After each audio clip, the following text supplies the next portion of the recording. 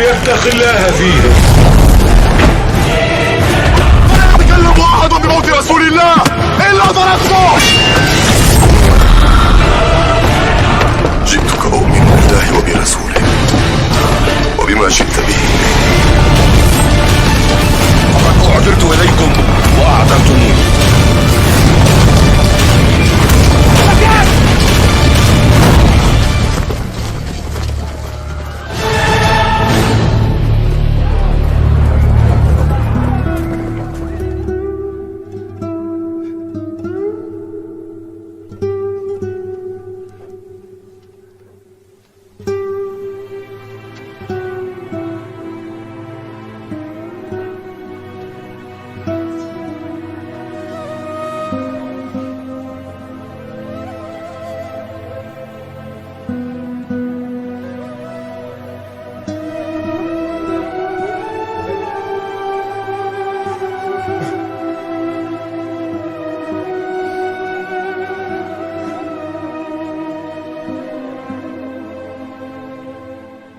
Beberapa kejadian yang mana kita bisa ambil ibrahnya dari masuk Islamnya orang-orang di masa jahriyatud dakwah tadi.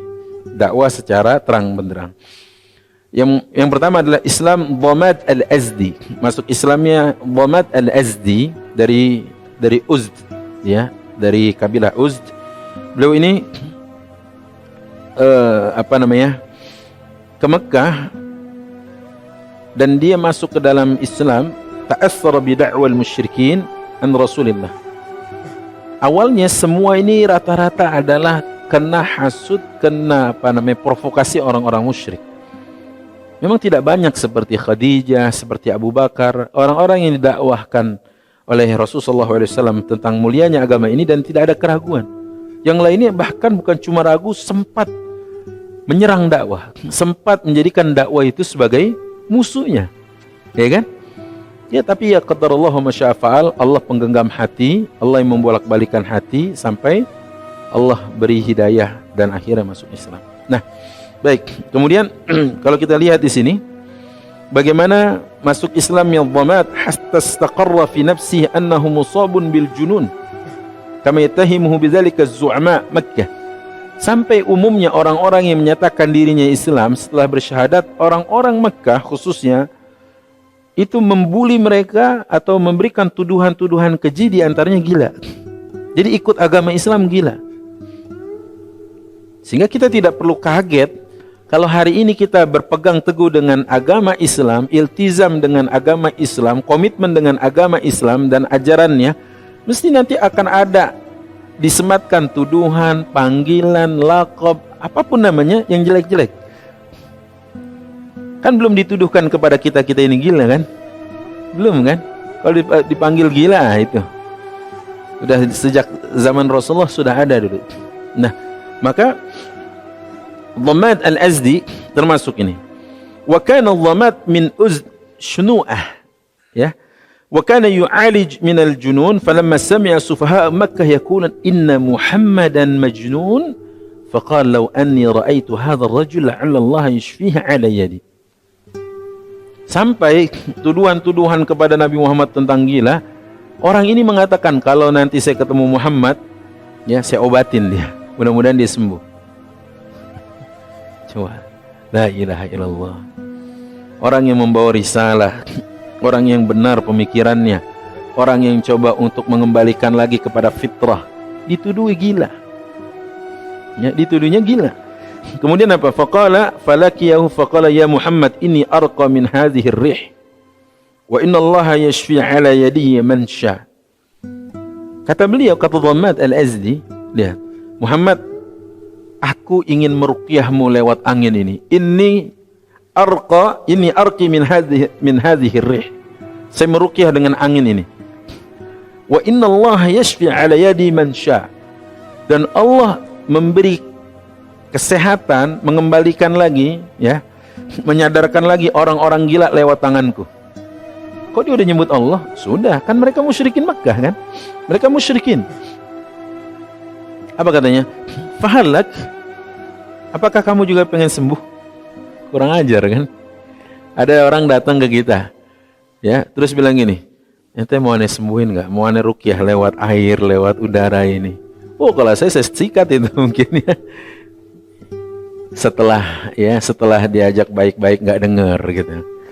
Ya, setelah baik-baik nggak dengar baru apa boleh buat, ya kan? Keluar juga mungkin jurus satu, gitu. Tapi ini apa ya, orang Betawi bilang ujuk-ujuk langsung bilang gini, mau nggak ente aneh rukyah? Gimana? Sebab dengan izin Allah orang-orang gila sembuh. Kurang ajar itu kan? Kurang ajar tiba-tiba ada yang bilang begitu itu. Terus apa katanya? Faqala Rasulullah sallallahu alaihi wasallam. Rasulullah SAW bersabda, Innal hamdalillah nahmaduhu wa nasta'inuhu wa may yahdihillahu fala mudhillalah wa may yudlil fala hadiyalah. Asyhadu an la ilaha illallah wahdahu la syarika lah wa asyhadu anna Muhammadan abduhu wa rasuluh. Amma ba'du. Ini yang disebut dengan khutbatul hajah. Faqal a'id 'alayya kalimatika haula.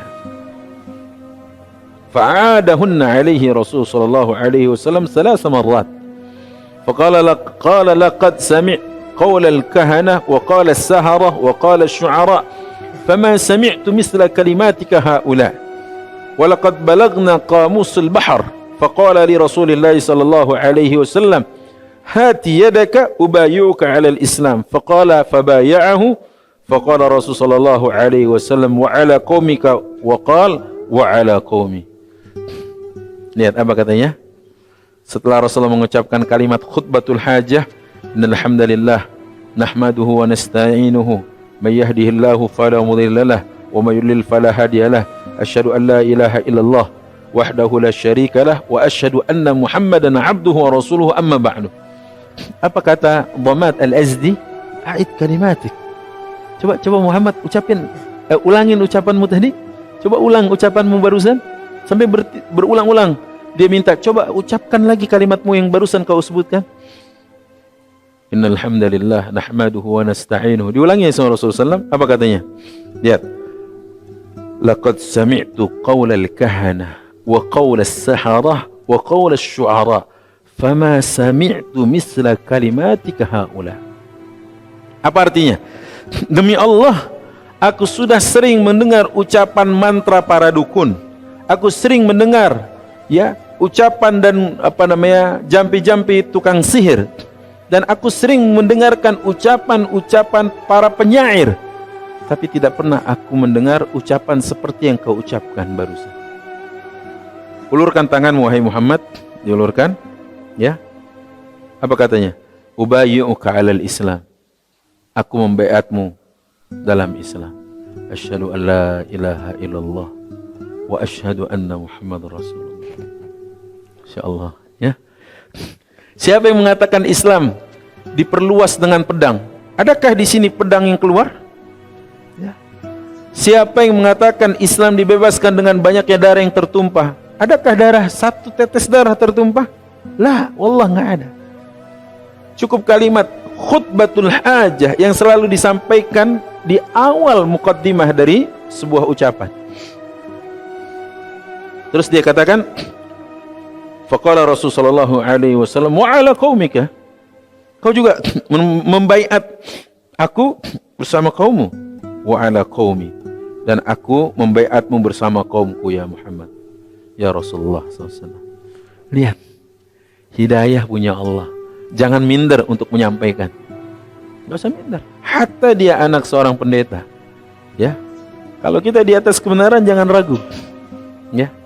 Kalau seandainya kita di atas keyakinan yang hak, maka famadza ba'dal haqqi illa dhalal. Kata Allah, adakah setelah kebenaran kecuali kesesatan? Enggak ada. Enggak ada kecuali kesesatan. Tidak ada setelah kebenaran melainkan kesesatan. Andai kita sudah yakin dengan kebenaran ini, pegang baik-baik. May yahdihillah fala mudhillalah. Siapa yang diberi hidayah, tidak ada yang mampu memberikan kesesatan. Cuma kadang kita minder, ya kan? Minder. Sudah benar pakai hijab, datang, ya, broadcast, hijab tidak wajib. Iya benar juga nih, kayaknya. Mulai ditanggalkan, ya. mulai ragu dengan kebenaran Islam. Nah, ini dia. Rasul saja sudah dikatakan tadi, mau enggak aku ruqyah engkau? Sudah dianggap gila. Kalau Rasulullah dianggap gila, saya pakai logika dia. Kenapa dia ikutin orang gila? Betul kan? Ulurkan tanganmu, hati yadak. Ulurkan tanganmu, ubayyuka 'alal Islam. Aku ingin membaiatmu di dalam agama Islam ini. Kata Rasulullah, faqala Rasulullah SAW, wa 'ala qaumika. Kaummu juga, wa 'ala qaumi. Coba lihat. Harusnya kalau itu orang gila, kenapa ngikutin orang gila? Betul kan? Lihat kedahsyatan Islam ini. Cuma dibacain itu doang. Udah langsung, kalau ibarat orang kelepek-kelepek gitu ya. Gimana dibacain yang lain? Nah, ini dia. Jadi ini di antara peristiwa dakwah yang terjadi saat dakwah secara jahriyah. Pasti ada penentang. Kalau antum dakwah di kalangan tertentu dengan cara juga sembunyi-sembunyi, penentangnya ya mungkin ada, tapi jumlahnya sedikit dan tidak frontal. Tapi tatkala kita sudah mulai mengumumkan dakwah ini di media, mengumumkan dakwah ini untuk khalayak ramai, jangan pernah menjadi muslim kagetan. Kenapa? Karena pasti saat Anda tampil dengan cara jahriyah, dengan cara terbuka, di situ beragam komentar ya pasti akan tertuju kepada Anda. Jangan kaget. Makanya ini kajian ini umum atau untuk khusus kalangan tertentu? Umum kan? Ya udah, bismillah. Siap dengan segala kemungkinannya, ya kan? Tapi kalau khusus, ya minta maafnya lebih sedikit, gitu ya. Ya mengkondisikannya lebih mudah. Tapi kalau sudah umum, nah itu yang anak katakan tadi. Jangan jadi muslim kagetan. Kenapa? Karena tadi bahwa sesungguhnya disitulah kita belajar dari Rasulullah, harus siap. Dibilang gila, dibilang tukang sihir, malah ada yang mau ngeruqyah lah. Apa kemudian di sini, wa indama qamat ad-daulah al-Islam fil Madinah wa kana as-saraya Rasul sallallahu alaihi wasallam tub'ats famarru ala qaum adh-dhamad faqala sahibu as-sariyah al-jaysh hal asabtum min ha'ula'i shay'an faqala rajul min al-qaum asabtu minhum mutahhira faqala radduha fa inna ha'ula'i qaumun dhamad. Sebutkan di sini bahwa setelah Islam tegak di kota Madinah, kemudian banyak delegasi diutus Rasulullah, banyak pasukan yang diutus Rasulullah, maru ala qaumil dhamad, dan kaum ini artinya pasukan ini melintas kepada kaumnya siapa? Dhamad tadi, Al-Azdi. Faqala sahibu sariyah lil jaysh, ada pemimpin bilang kepada pasukannya, asabtum min haula'i syai'an? Faqala rajulun minal qaum asabtu minhum mutahhira faqala radduha fa inna haula qaum dhamad. Ya. Tatkala pemimpin bilang, kalian mendapatkan apa? Kami dapatkan ini dan itu. Apa katanya? Kembalikan. Itu kaumnya siapa? Kaumnya Dhamad Al-Azdi. Kaumnya Dhamad Al-Azdi. Kembalikan. InsyaAllah ya. Bagaimana Islamnya Dhamad Al-Azdi berdampak kepada kaumnya tadi. Berdampak kepada kaumnya.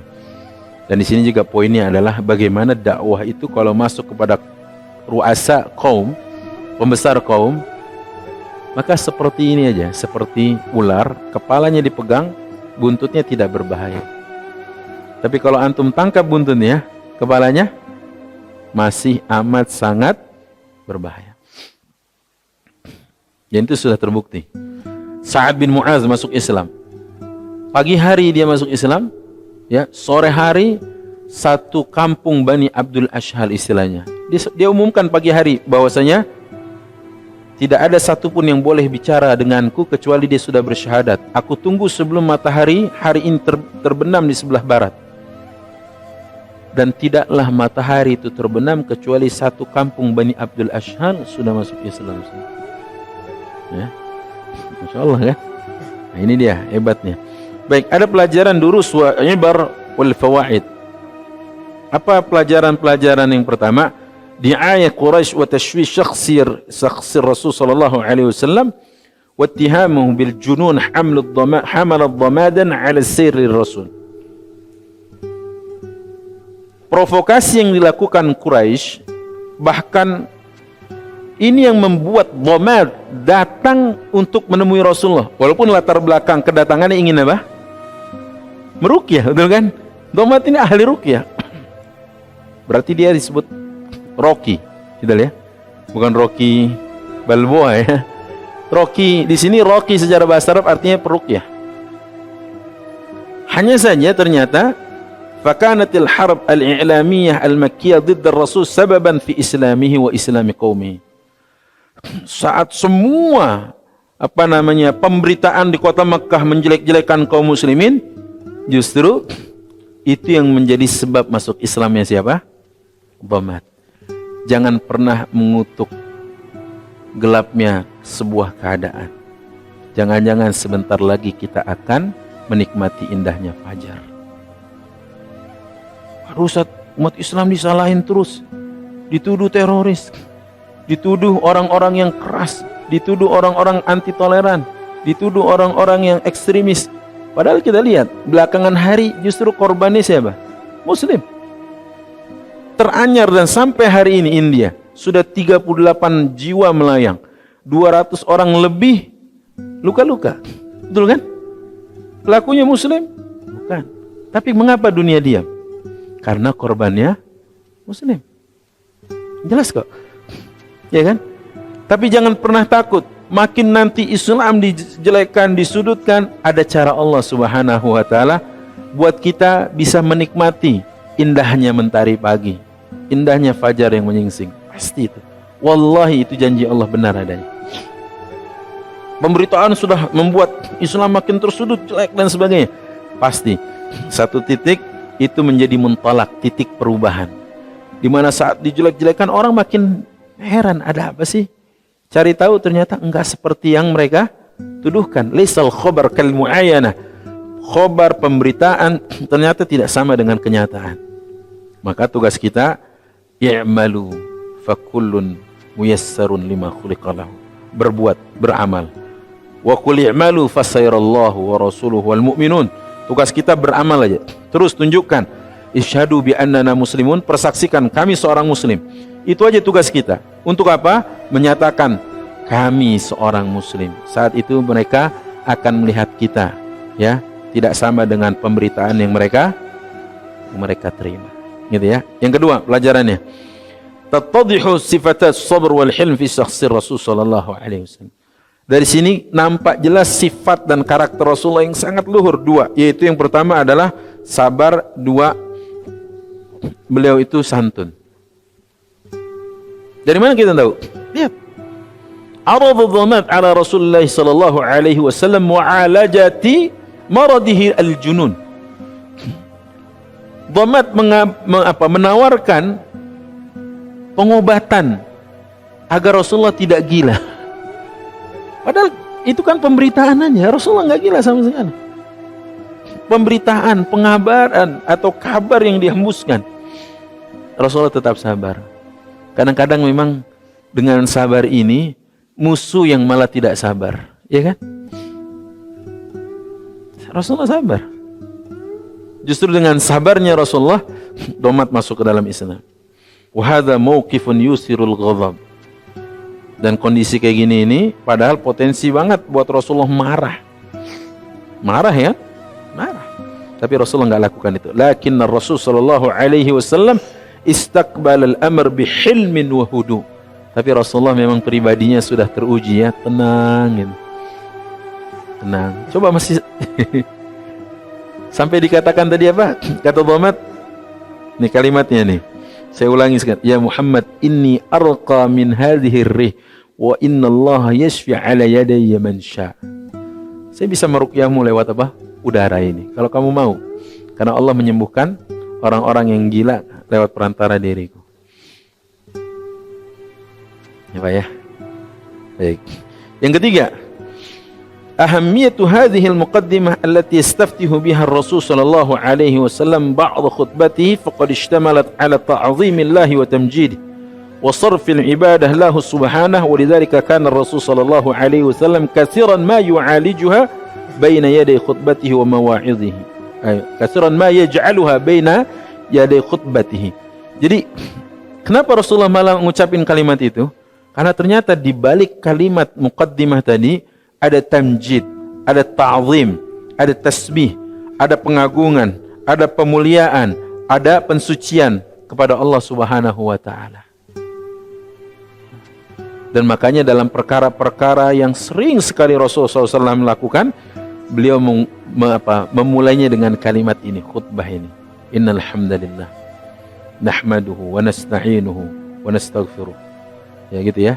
Kemudian may yahdihillah fala mudhillalah. Dalam riwayat yang lain nastaghfiru wa nasta'inu wa na'udzu billahi min syururi anfusina wa sayyiati a'malina. Ya. Coba dalam perkara-perkara yang penting belajar dari sini, libatkan Allah. Ya. Kita ini bukan siapa-siapa. Orang udah mau closing, kira-kira dia sebentar lagi syahadat, belum tentu kalau tidak melibatkan Allah.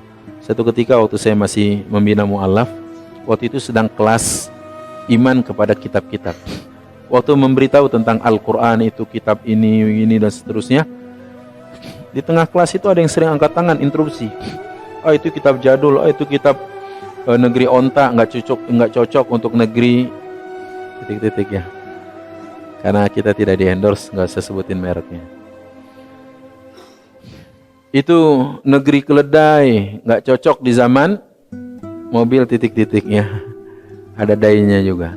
Nah maka saya merasa terganggu dengan ucapan-ucapan orang ini. Akhirnya saya minta izin kepada kelas itu. Bapak Ibu izin saya meladeni orang ini boleh? Boleh Ustaz, tapi Bapak Ibu nggak usah keluar sini dulu.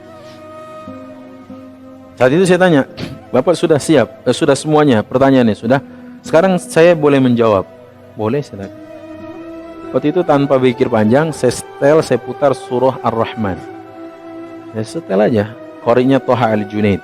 Bismillahirrahmanirrahim. Saya setel tuh. Ar-Rahman 'allamal Qur'an. Setel gitu sampai fabi ayyi ala'i rabbikuma tukadziban.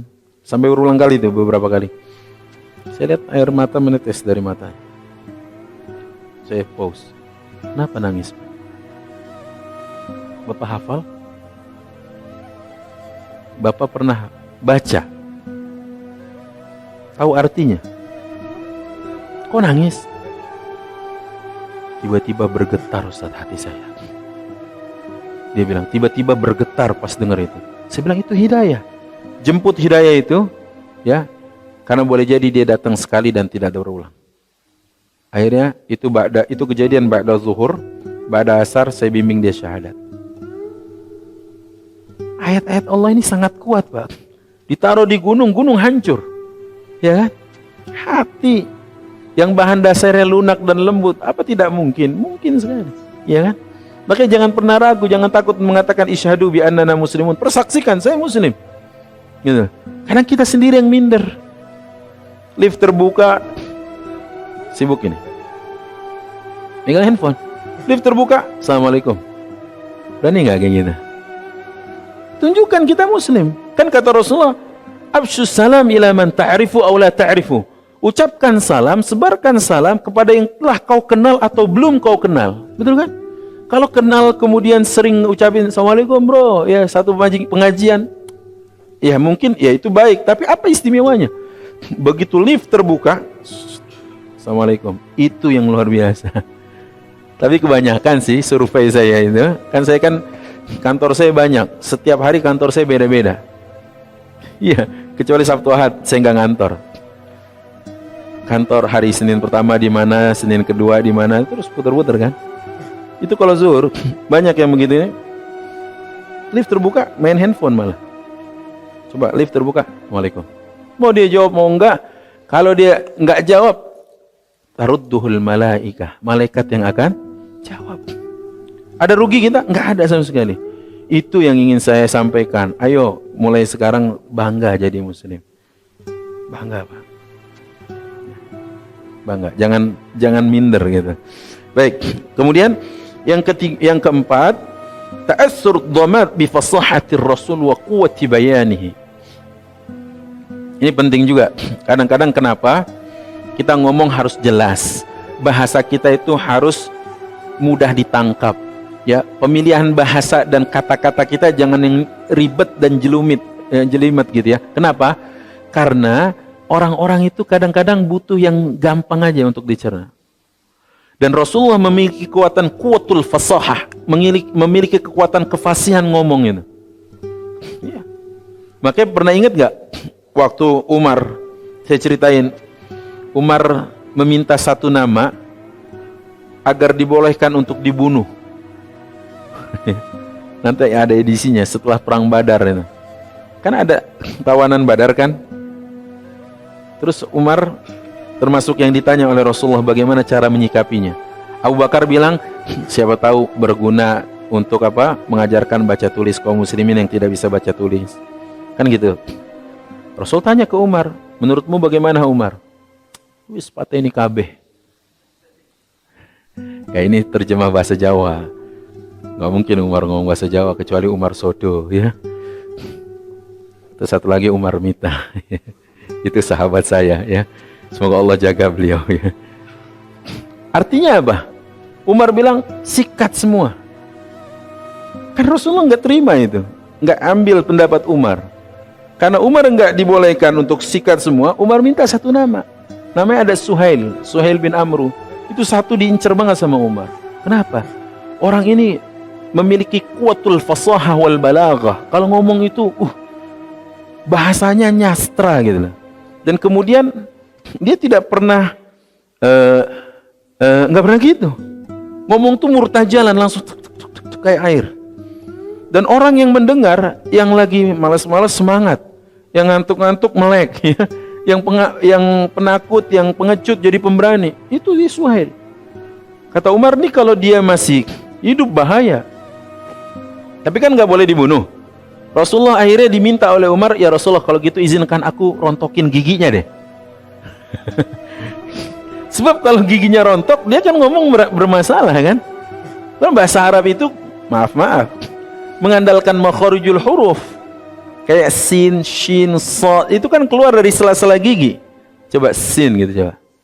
Ya kan dari sela-sela gigi kan. Coba kalau nggak ada gigi gimana? Ngempos. Sin gitu kan. Jadi nggak fasih dia kalau ngomong. Kalau khutbah dia nggak fasih.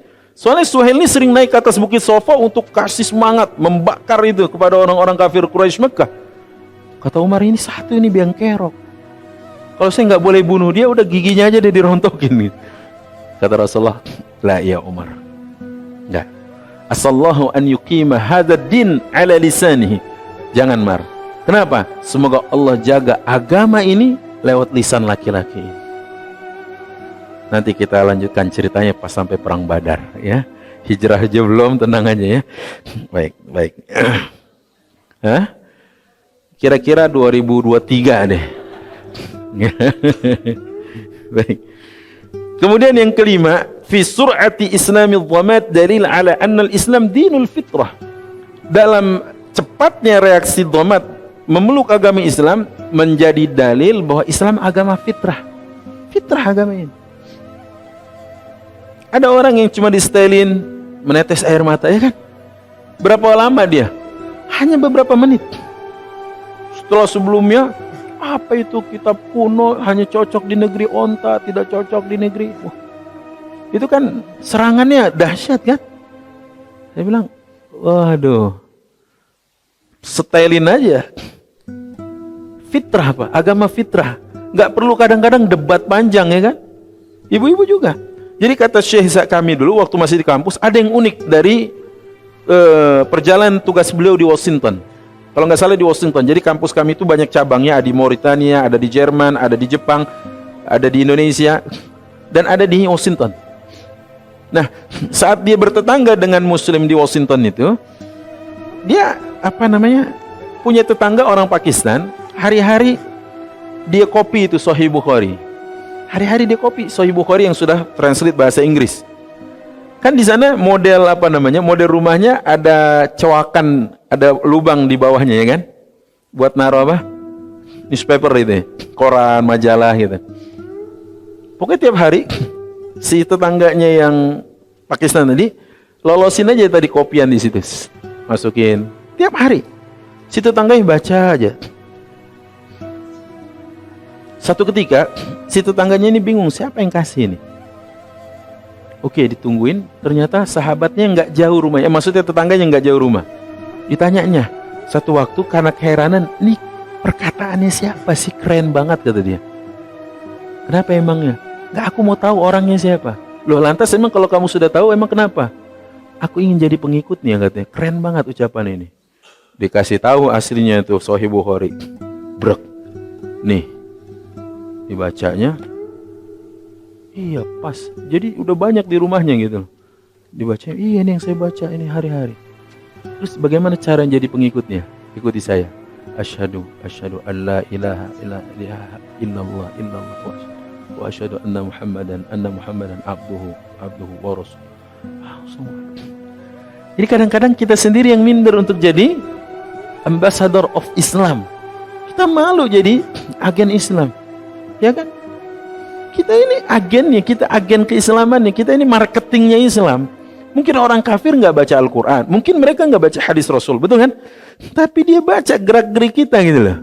Dia baca akhlak kita, dia baca tutur kita, dia baca perangai kita, sopan santun kita. Yang mungkin dengan itu dia tertarik masuk Islam. Dan ini agama fitrah.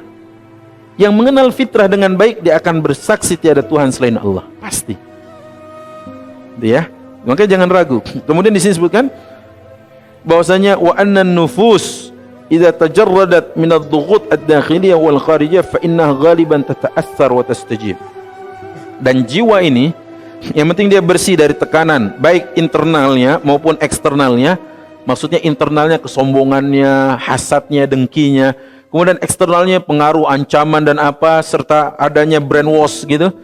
Pasti dia akan mencari, fitrah itu akan mencari kecocokannya. Yakin, Pak. Khalid itu bengis, Pak.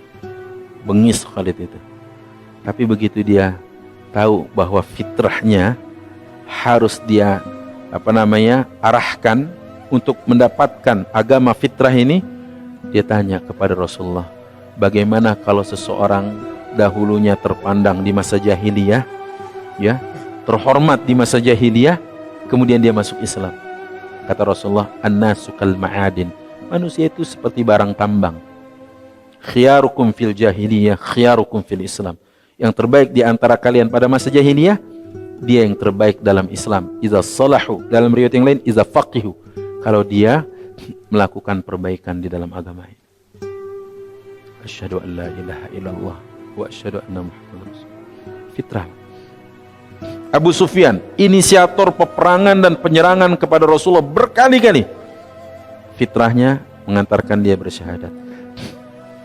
Oh, itu zaman dulu, Ustaz. Kayaknya itu tingkat malaikat kayaknya orang-orang itu. Baik, zaman sekarang. Karikaturis di Denmark, betul kan? Kemudian anggota dewan di Belanda. Betul ya? Yang tadinya musuhi Islam luar biasa. Fitrahnya mengantarkan dia untuk bersyahadat. Jangan ragu, Pak. Yang saya sangat-sangat tidak pernah terfikir, yang mungkin berat bagi akal saya menerima, yang sudah menerima fitrah ini, kok malah nyebrang. Saya nggak habis pikir itu, Pak. Makanya Allah menggunakan kalimat ulaika alladzina ishtaraw ad-dhalalata bil huda. Mereka yang membeli kesesatan dengan hidayah. Jadi dia udah punya hidayah, dibelinya kesesatan dengan hidayah, ditukar. Fama rabihat tijaratuhum wa ma kanu muhtadin. Betul kan? Mereka nggak akan pernah beruntung perniagaannya dan nggak akan dapat hidayah. Baik, yang ke-6, hirsur Rasul sallallahu alaihi wasallam ala intishari da'watihi. Dari sini kita tahu semangat Rasulullah untuk menyebarluaskan dakwanya. Haitsu ra'a fi dhamat sidqu imanihi. Rasulullah lihat pada diri dhamat ini ada kebenaran, kebenaran sikapnya dan ada secercah iman. Kadang-kadang ketemu yang kayak gitu, Pak. Oh, jangan mundur. Kenapa? Jangan-jangan ini jalan dari Allah bagi kita agar dapat ya yang lebih baik daripada Ferrari merah. Afwan, aneh sebut merek ya. Afwan, diedit aja itu. Enak dia aneh iklanin ya. Lebih baik dari unta merah. Kan kata Rasulullah kepada Ali bin Abi Thalib, la an yahdiyallahu bika rajulan wahidan khairun laka an yakuna laka khumrun na'am. Satu orang dapat hidayah Allah melalui perantara dirimu, wahai Ali, lebih baik bagimu daripada kau punya unta warna merah. Kalau ada yang kayak gitu jangan mundur, Pak. Oke, tadi udah mau kesini saya, Pak. Udah mau kesini. Pengurus Al-Azhar bilang, Ustadz masih ada punya waktu nggak? Kenapa, Pak? Tanya dulu dong. Kenapa, Pak? Ini ada orang mau diskusi suami istri. Syukur-syukur dia bisa syahadat. Oh iya udah, bawa aja ke ruangan. Gak boleh mundur. Kalau ini kan udah Islam semua ini, ya kan? Saya mau cari pahala dari tempat lain nih. Betul, Pak. Bawa ke ruangan, saya bilang itu. Dua-dua saya bawa. Ya, baik. Kemudian wa hamasatuhu lil Islam wa quwwatu iqtina'i bi fadafa'u dzalika la aqdhil bai'ah minhu liqaumihi. Karena ngelihat kayak gitu, Rasulullah langsung tawarkan gini, wa ala qaumika. Kau membaiatku di atas Islam sekaligus sama kaummu, wa ala qaumi. Karena Rasulullah lihat dia punya potensi dia. Orang ini punya potensi. Gitu ya. Kemudian yang selanjutnya wa fi hadza bayanun wadihun li ahammiyati da'wati ila Allah. Dari sini kita nampak jelas bagi kita pentingnya dakwah di jalan Allah. Dakwah, Pak. Dunia ini kalau tanpa dakwah gelap. Maksudnya gelap dari hidayah Allah. Gelap dari cahaya Allah. Maka dakwah itu Allah katakan wa man ahsanu qawlan mimman da'a ilallah. Maka yang terlibat dalam dakwah mulia dia. Allah mengatakan tidak ada ya ucapan yang lebih baik dari dakwah. Orang yang berafiliasi kepada dakwah mulia. Orang yang ikut serta memikirkan tentang dakwah mulia. Orang yang ambil bagian dalam intisyarud dakwah, menyebar dan terus berkibarnya dakwah mulia. Apapun itu. Ya, hanya sekedar mungkin broadcast gini, senangnya bikin broadcastan. Oh, Anda dapat nih kajian Ustaz Ahmad, share, sreng, ya kan? Datang lagi, share, gitu kan? Datang lagi Ustaz Fulan, share. Kita nggak tahu, Pak. Mungkin yang share ke berapa, orang baca, dia dalam kegalauan, dia datang ke majelis, dia temukan jalan hidayah, kita dapat pahala. Makanya dunia bila dakwah zulmah. Dunia ini tanpa dakwah kegelapan. Ya. Makanya sekali lagi penting. Kemudian apa lagi di sini? Waqad baya'a ar-Rasul sallallahu alaihi wasallam 'ala al-iltizam bid-din. Dan dakwah ini akhirnya menjadi komitmennya udhamat yang akhirnya dia berkomitmen di hadapan Rasulullah dengan berbaiat wa ala qaumi, itu katanya tadi. Yang selanjutnya, hifzul ma'ruf wal wud li ahli as-sabiqa wal fadl rudduha fa inna haula min qaumi dhamad. Lihat, kemuliaan tetap harus diapresiasi. Tadi tatkala Sariyah, pasukan yang dikirim Rasulullah melintasi kaum yang dhamad, apa kata pemimpinnya? Rudduha, kembalikan. Kenapa? Fa innaha qaumud dhamad. Mereka itu kaum yang siapa? Dhamad. Masya Allah. Banyak yang diperhitungkan kayak gitu, Pak. Iya. Rasulullah tidak menukar kebaikan. Saya udah pernah bilang, Syaima yang akhirnya menjadi nama anak saya yang kelima itu. Syaima itu adalah saudara sepersusuan Rasulullah sallallahu alaihi wasallam. Saudara sesusuan. Begitu tertangkap, apa kata Rasulullah?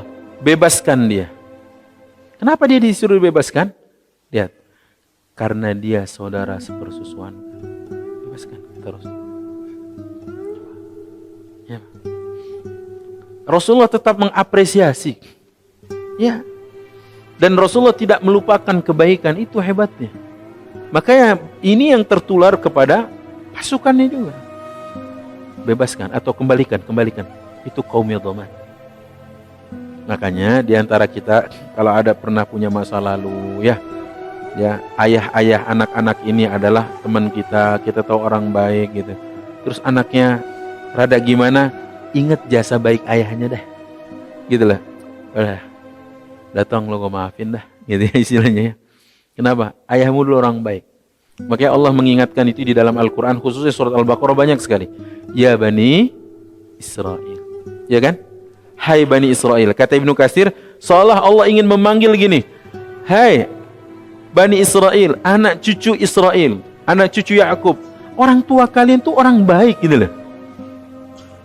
Fa inna aba'akum, karena sungguhnya leluhur kalian itu orang-orang baik. Kenapa kalian kayak gini gitu loh. Gitu ya. Nah, itu boleh karena Allah menggunakan metodologi itu untuk memanggil anak keturunan Yakub alaihissalam. Baik. Yang selanjutnya fil hadis ba'dul wasail at-tarbawiyah allati istamalaha an-nabi sallallahu alaihi wasallam ma'a dhamat kat-ta'anni fil hadis wa uslub al-hiwar wa at-tawjih al-mubashir wa tadhhar ba'd as-sifat fi shakhsiyat ar-rasul sallallahu alaihi wasallam kamurabbin kal-hilmi was-sabr wa at-tashji' 'ala al-ikthar min al-khairat. Dari sini pentingnya Pak wasilah dakwah dan uslub metodologi dakwah. Kadang-kadang yang kita sampaikan benar, tapi cara menyampaikannya yang kurang benar. Kenapa sekarang? Produk babi laku. Nyampeinnya, ya, marketingnya bagus. Gitu. Kenapa? Karena orang tertarik dengan packagingnya, ya kan? Cara menyampaikannya. Nah ini penting, khususnya bagi kami para dai, untuk tidak menyampaikan sesuatu kepada umat dengan cara-cara yang horor. Bentar-bentar neraka. Orang juga takut. Setiap ketemu lu buat neraka mulu ya. Jadi kayaknya nggak ada yang baik dalam penyampaian. Kan Rasulullah tetap balance dalam menyampaikan. Disampaikannya targhib, disampaikannya juga tarhib. Disampaikannya juga tabsyir, disampaikannya juga tanzir. Disampaikannya juga perkara-perkara yang ijabiyat, disampaikan yang salbiyat. Kasih seimbang gitu loh. Diingatkan, ya, ada kok kesempatan tobat. Allah Maha baik, ya. Di sisi lain juga, ayo tobat nggak berhenti sampai di sini, terus berproses, gitu. Jangan bentar-bentar ketemu, penghuni neraka. Orang juga males Pak, antipati dengan dakwah. Mungkin yang kita sampaikan benar, tapi penyampaiannya nggak benar. Wah ini banyak hal-hal yang diada-adakan nih di kuburan nih, menjelang Ramadan. Udahlah, kalau saya sampaikan satu-satu kapan kelarnya ini? Seluas ini pekuburan ya massal. Udah gini aja, saya pinjam tua besok, ya nggak apa-apa, ini di jalan Allah, saya keluarkan uang saya. Pakai tronton, pakai trailer. Bapak Ibu yang ada di pemakaman ini semuanya, ketahuilah, yang Bapak Ibu lakukan ini adalah perbuatan yang diada-ada, tidak pernah dikerjakan Rasulullah. Itu nggak dikubur bareng di situ, alhamdulillah. Iya, ada uslub, ada metodologi dalam dakwah, ya kan? Nggak gitu, ya. Ada saatnya di mana Ibnu Taimiyah tidak menasehati pemabuk saat mabuk, betul kan? Ada uslubnya, ada caranya. Ntar kalau dia udah rada sadar, akalnya jalan, baru diajak ngobrol. Lah kalau mabuk, dinasehatin, dibacain ayat juga mana ngerti dia, ya kan? Ada saat, ada uslubnya. Gak harus hari ini dia berubah juga. Insya Allah yang terbaik kalau dia berubah hari ini. Tapi kalau hari ini juga, apakah harus lewat kita? Enggak juga. Yang penting kita sudah sampaikan, lasta alaihim bimusaitir. Tugasmu menyampaikan, bukan memaksa. Kalaupun dia nanti berubah, Allah tidak akan pernah melupakan jasa kita, budi baik kita dan andil kita. Waktu kita kemudian dulu pernah memberinya nasihat, saran, dakwah kepadanya. Kita manusia sering lupa, tapi Allah pasti mengkalkulasi. Oh, ini dia dulu pernah andil, dia pernah berikan nasihat. Ya, jadi uslub yang penting itu. Penting sekali lagi, khususnya kami para dai. Itu satu, Dhamat Al-Azdi. Ingat baik-baik, datang pengen ngapain? ngeruqyah.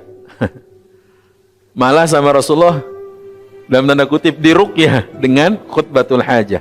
Yang kedua, masuk Islamnya Amr bin Abasah. Nama-nama ini baru dengar ya? Alhamdulillah.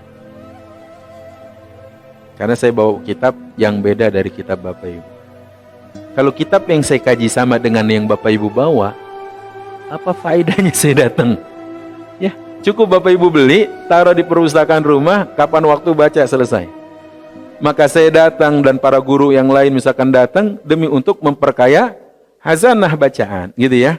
Walaupun sumbernya nanti sama dari buku-buku yang induk yang besar yang sama. Cuma ini referensi yang tambah. Baik. Amr bin Abasah As-Silmi berkata dan bertutur, "Kuntu wa ana fil jahiliyah." Aku pada masa jahiliyah, "Azunnu anna an-nas 'ala dhalalah." Menganggap manusia itu sesat. Wa annahum laysu 'ala syai'in wa hum ya'buduna al-awthan. Mereka itu nyembah batu, nyembah berhala, nyembah apa yang mereka kikir sendiri, pahat sendiri. Fasami'tu bi rajulin bi Makkah yukhbiru akhbaran faq'adtu 'ala rahilati faqadamtu 'alaihi. Dan aku mendengar kabar seorang lelaki di Mekah yang katanya dia ini begini dan begitu. Maksudnya risalah yang dibawa Rasulullah SAW. Aku pun akhirnya datang menemuinya. Fa'idha Rasulullah sallallahu alaihi wasallam mustakhfiyan jara'a alaihi qaumuhu fatalattaftu hatta dakhaltu alaihi bi Makkah faqultu lahu ma anta qala ana nabi faqultu wa ma nabi qala arsalani Allah faqultu wa bi ayyi shay'in arsalak qala arsalani bi silatil arham wa kasril awthan an yuwahhid Allah la yushrak bihi syai'a. Qultu lahu faman ma'aka ala hadha? Hurun wa 'abdun. Qala wa ma'ahu yawma idzin Abu Bakar wa Bilal mimman amana bihi faqultu inni muttabi'uka. Qala innaka la tastati'u dhalika yawmuka hadha ala tara hali wa halun nas walakin irji ila ahlik fa idza sami'at bi qad zahartu fa'tini. Yang artinya adalah saat aku mendatangi Rasul sallallahu alaihi wasallam, ternyata beliau itu terhalang karena ada beberapa sahabatnya. Ya. Jara alaihi qaumuhu, ya dikelilingi oleh sahabat-sahabatnya. Fatalattaftu hatta dakhaltu alaihi bi Makkah faqultu lah. Sampai aku pelan-pelan gitu masuk di antara kerumunan yang banyak itu dan aku bertanya, "Kamu siapa?" "Saya ana nabi." "Saya nabi," kata Rasulullah. Kemudian, "Wa ma nabi?" Nabi itu siapa? Nabi itu siapa sih gitu? Nabi adalah arsalani Allah, yaitu sebuah titel karena Allah mengangkatnya, mengutusnya. Kemudian, dengan apa engkau diutus oleh Allah? Allah mengutusku dengan silaturahim. Allah mengutusku untuk meluruskan akidah, mentauhidkan Allah dan menghancurkan berhala. Kemudian Amr bertanya lagi, "Man ma'aka ala hadha?" Siapa yang ikut dalam risalahmu ini? "Hurrun wa 'abdun." Orang merdeka dan para budak. Jadi bukan cuma kalangan budak, bukan cuma kalangan merdeka. Berarti Islam ini apa? Universal. Buat budak, buat orang merdeka juga. Saat itu katanya ada Abu Bakar, ada Bilal. Jadi Abu Bakar mewakili orang merdeka, Bilal mewakili budaknya, gitu ya. Kemudian fakultu inni muttabi'uka. Kata Amr bin Abasah, kalau gitu aku menjadi pengikutmu. Ada pedang lagi yang diangkat? Enggak. Ada anak panah yang diarahkan? Enggak. Ada tombak yang dihujamkan? Enggak. Terus apa katanya? Faqala innaka la tastati'u dhalika yawmuka hadha. Ala tara hali wa halun nas? Walakin irji ila ahlik fa idza sami'at bi qad zahar fa'tini. Sekarang gini aja, kamu pulang ke keluargamu. Kalau sudah sampai risalah ini kepadanya, kalau mereka mau menerima ini, kalau mereka mau ini dan itu, ajak mereka ke sini. Qala fa dhahabtu ila ahli. Kata Amr bin Abasah, akhirnya aku pun pergi meninggalkan Rasulullah dan kembali ke keluargaku. Wa qadima Rasul sallallahu alaihi wasallam al-Madinah, dan Rasulullah datang ke kota Madinah. Wa kuntu fi ahli, dan aku masih bersama keluargaku. Faja'altu atakhayyar al-akhbar wa as'alun nas hina qadima al-Madinah. Dan aku masih mencari berita tentang Rasulullah ini saat Rasulullah sudah di Madinah. Hatta qadima alayya nafarun min ahli Yasrib min ahli al-Madinah faqultu ma fa'ala hadha ar-rajul alladhi qadima al-Madinah. Faqalu an-nas ilaihi sira'.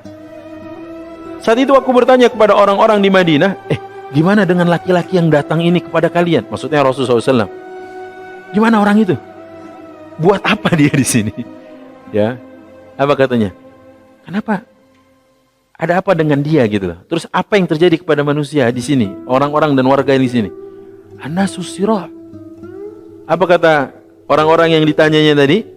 Orang-orang bergegas menuju kepada beliau. Waqad arada qaumuhu qatlahu falam yastati'u dhalik. Faqadimtu al-Madinah fadakhaltu alayhi faqultu ya Rasulullah ata'rifuni? Qala na'am, anta alladhi lakitani bi Makkah. Wa dzakara baqiyat al-hadits wa fihi annahu sa'alahu 'anis salati wal wudu'. Maka saat itu ternyata orang-orang di Madinah yang masuk ke dalam Islam banyak berbondong-bondong itu. Terus Amr bin Abasah datang lagi kepada Rasulullah SAW dan bilang, ya Rasul, ata'rifuni? Masih ingat saya enggak?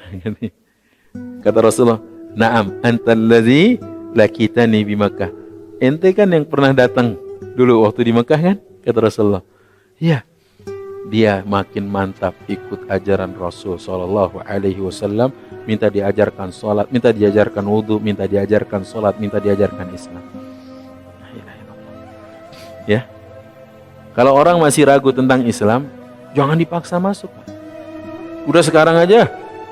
Ya. Saya enggak punya banyak waktu. Jangan. Ajak dulu. Masuk Islam dipaksa enggak? Enggak ada yang memaksa.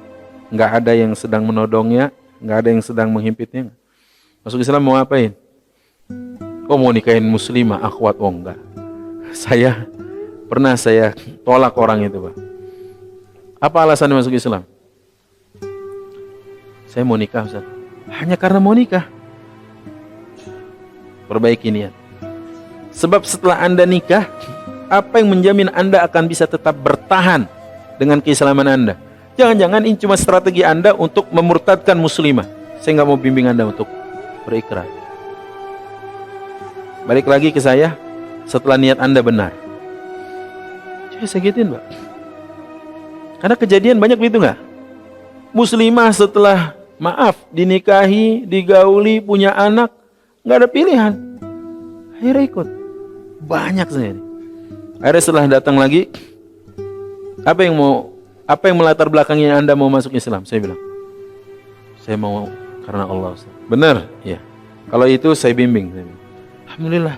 Ikut pembinaannya, ikut kajiannya. Alhamdulillah sampai sekarang menjadi lebih baik, gitu kan? Karena kalau karena Allah, pasti Pak akan langgeng dan bertahan. Tapi kalau karena dunia, sebatas itu nanti. Betul ya? Itu. Makanya jangan langsung, terus sekarang aja deh. Saya nggak punya banyak waktu. Jangan, Pak. Ya, bersiasat boleh. Saya tanya tadi, sudah siap? Kalau kami prinsipnya ikan sepat, ikan gabus, saya bilang. Apa tuh, Ustaz? Lebih cepat, lebih bagus. Saya kan nggak maksa kan? Saya bilang lebih cepat, lebih bagus. Kenapa? Hidayah punya Allah. Jangan-jangan dia datang sekali. Yang kedua, kita nggak pernah tahu apakah selepas ini Anda atau saya masih tetap ya bisa hidup atau sudah tidak. Kalau Anda keluar dari sini belum bersyahadat, saya nggak tahu, berarti meninggal masih dalam keadaan kafir. Nah, itu uslub Pak namanya. Padahal pengen bilang udah sekarang gitu kan. Cuma itu metode namanya. Jangan bilang udah sekarang saya nggak punya banyak waktu. Saya mau ke 70 kajian. Enggak. Saya nggak bilang gitu kok. Ya, saya cuma bilang kalau prinsipnya sih ikan sepat, ikan gabus. Lebih cepat, lebih bagus. Siap sekarang? Siap, Ustaz. Benar. Setelah syahadat saya tanya lagi, apa agamanya sekarang? Karena pernah ada orang Belgia saya tanya, Waktu saya pandu dia masuk Islam dari Belgia. Begitu dia syahadat selesai, apa agamanya sekarang? Masih dia bilang Katolik. Udah siap belum masuk Islam? Siap Ustaz, tapi kok Katolik bilangnya? Ya ulangi Ustaz. Saya tadi agak ragu katanya. Maksudnya agak, terus jawaban saya agak nggak ngerti. Akhirnya saya bilang Katolik. Dia nggak tahu setelah syahadat sudah Muslim. Syahadat ulang. Saya tanya, apa sekarang agamanya? Islam Ustaz. Nah itu baru paten ya kan? Jelas ya? Jadi jangan dipaksa.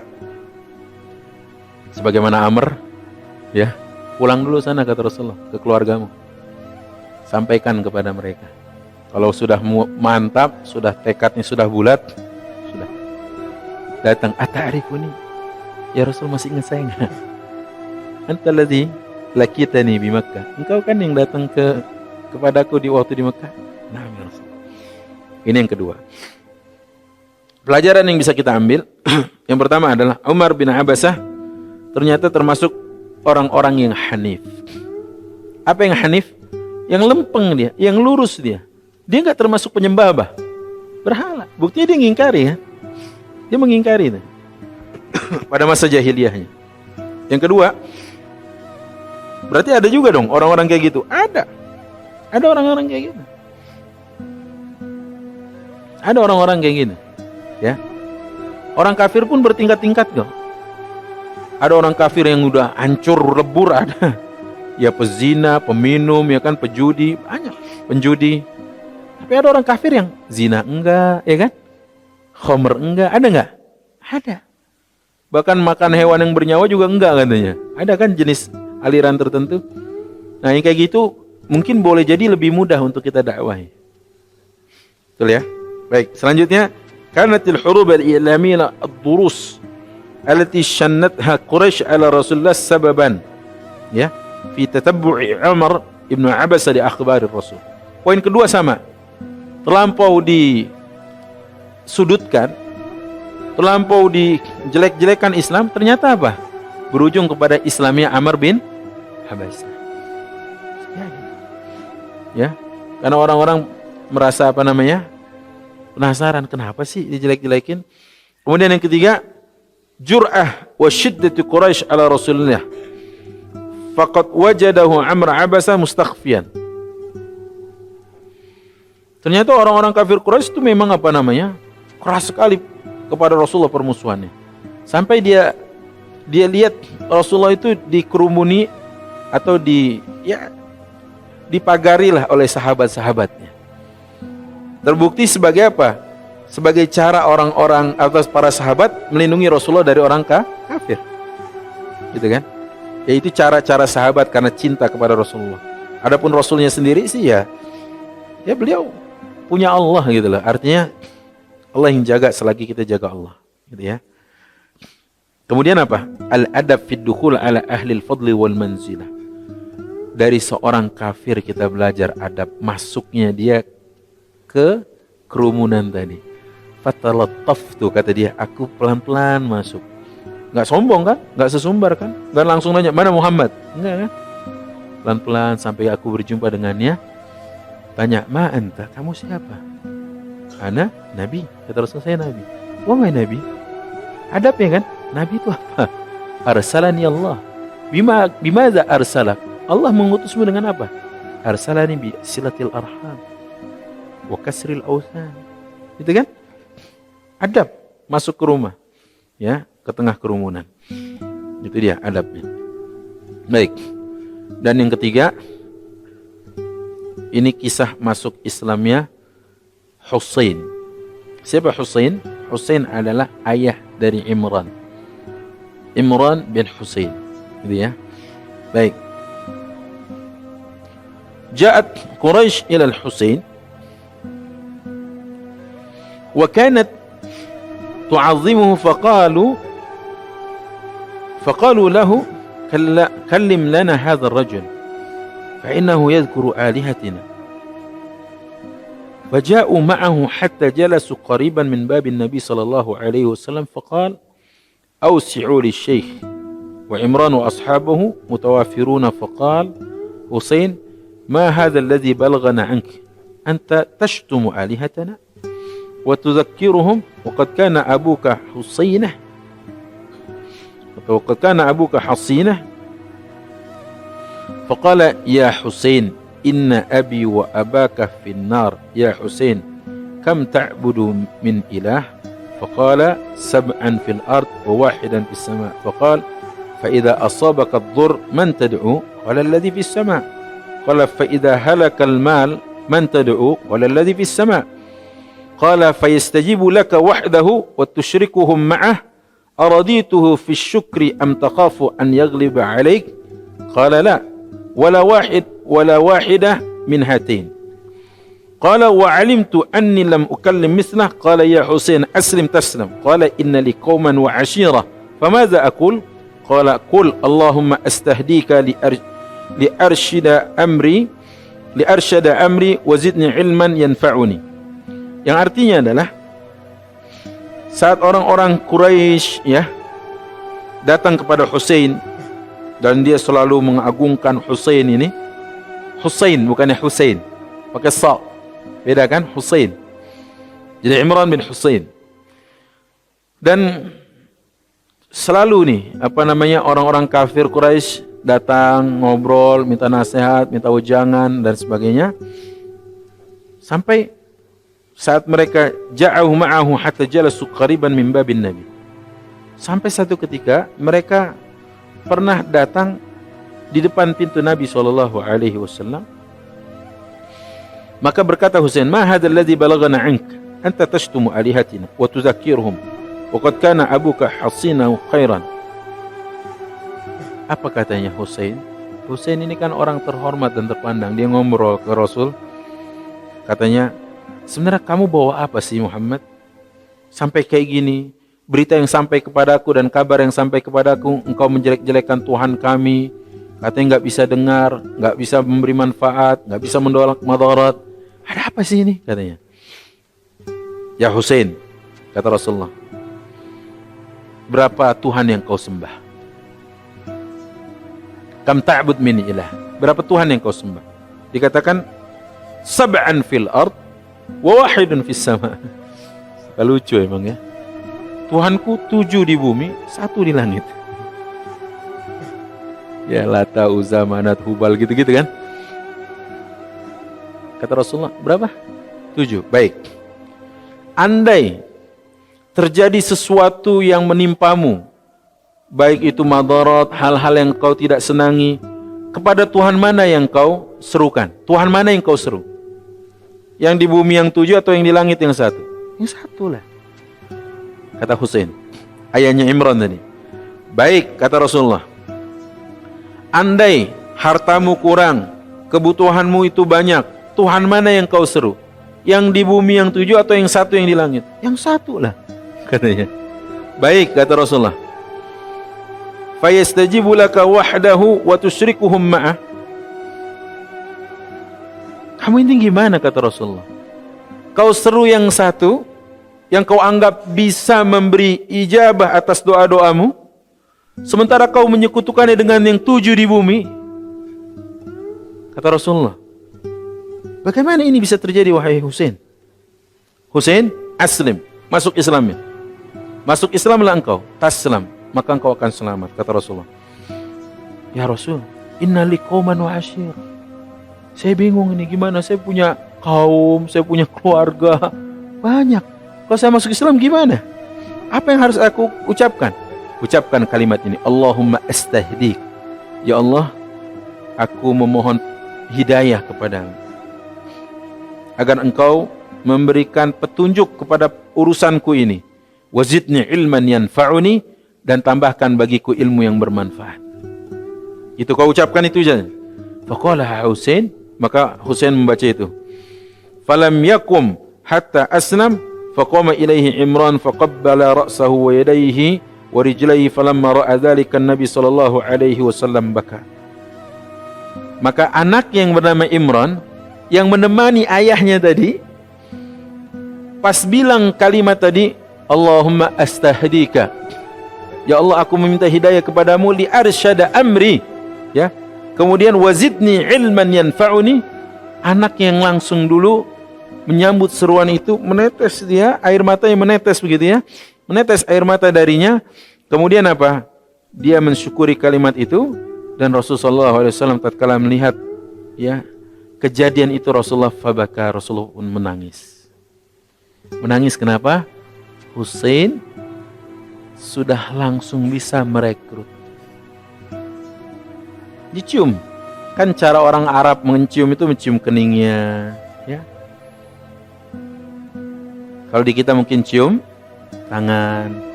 Itu cuma tradisi kok, adat. Di Saudi cium kening kok. Cium kening.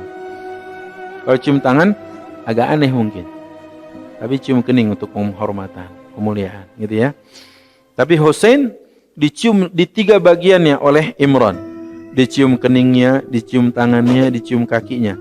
Rasulullah melihat kayak gitu, beliau menangis. Wa qala bakaitu min sani' Imran wa dakhala Husain wa huwa kafir falam yakum ilayhi Imran wa lam yaltafit nahiyatahu falamma aslama qada haqqahu fadakhalani min dhalika ar-riqbah. Ya. Kata Rasulullah, yang membuat aku menangis kenapa? Belum berdiri dari tempat duduknya, dia sudah berhasil mengislamkan Imran. Kita udah berapa kali berdiri, duduk lagi, diri lagi, duduk lagi, berdiri lagi, duduk lagi. Di kajian ini, kajian lain, udah berapa orang masuk Islam? Ya kan?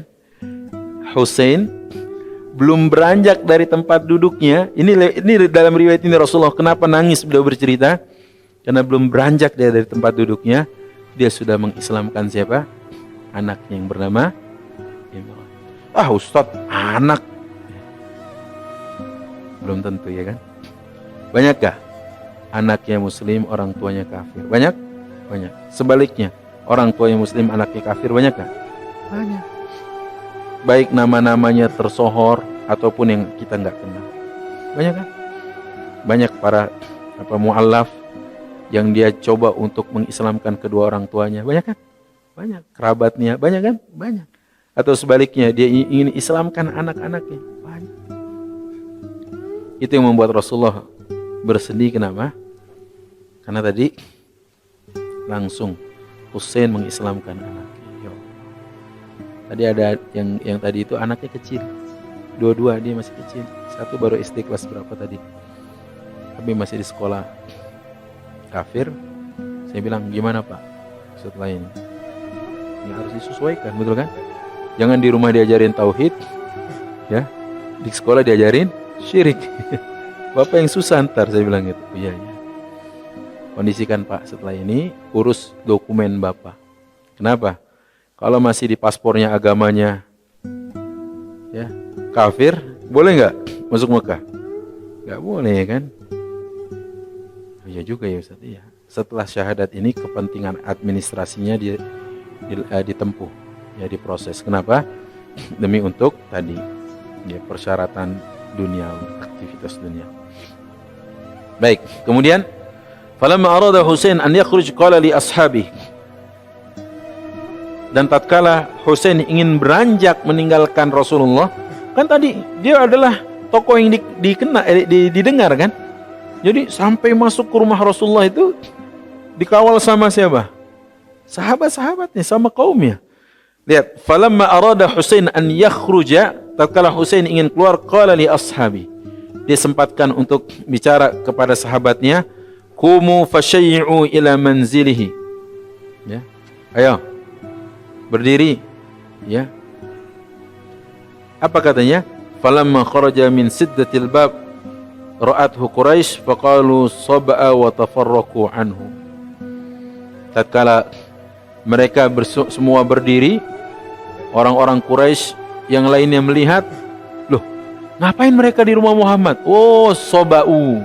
Apa arti soba'u? Mereka udah murtad dari agama leluhur kita. Ya, selalu itu kalimat-kalimat itu tuh, murtad. Seperti yang persis dikatakan kepada Umar, masih ingat itu ya? Malah Umar kemudian memukul kepala siapa? Jamil, karena dia katakan, saya bukan murtad, saya masuk Islam. Wala'alla alladhi hadha bil Husain walid Imran an yaslam bi hadhihi sur'ah salamatu fitratihi wa hasuna isti'dadihi min nahiyah wa quwwati hujjati Rasul wa salamati mantiqihi min nahiyatin ukhra. Semoga, kata Syekh, yang menyebabkan masuk Islamnya Husain, ayah dari Imran, yang pertama adalah masih selamatnya fitrahnya Husain. Yang kedua, bagaimana persiapan Husain untuk datang bertemu Rasulullah. Yang ketiga adalah cara dakwah Rasul sallallahu alaihi wasallam, dan yang keempat kekuatan hujjahnya yang disampaikan di depan Husain.